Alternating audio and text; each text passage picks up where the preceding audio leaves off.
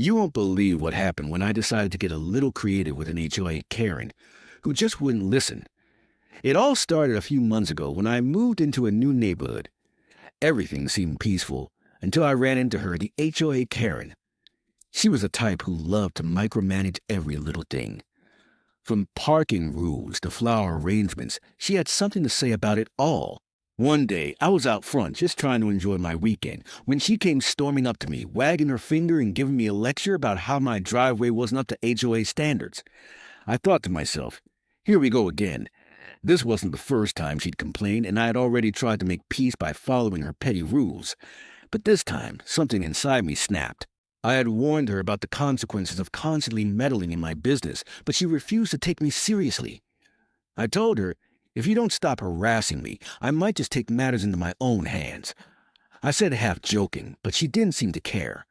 I tried to ignore it and get on with my life, but every few days she would come around, acting as though she owned the whole neighborhood. I started to feel like my warnings were falling on deaf ears. And that's when I decided enough was enough. One evening when I knew she'd be driving home late, I took action. I dug a trench right in front of her driveway, just big enough to cause a major inconvenience. It wasn't dangerous, but it was enough to mess with her SUV. The next day, I watched from my window as she pulled up, oblivious to what was waiting for her. I could see her SUV's tires roll right into the trench, and before she could react, her car slowly started sinking. The front wheels were stuck, and she couldn't move it. It was like watching a slow-motion disaster. At first, she panicked and tried to reverse, but it was no use. She called the tow truck, but that didn't stop the satisfaction I felt watching her frustration grow. I'm not proud of it, but honestly, it felt like she got exactly what she deserved. It wasn't long before the neighbors caught on to what had happened. Some thought it was hilarious, while others were concerned. I explained my side of things, how I had tried to reason with her, but she didn't listen.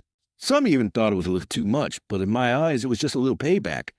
Of course, the HOA got involved, and I was eventually fined for vandalism, even though I made sure the trench wasn't damaging.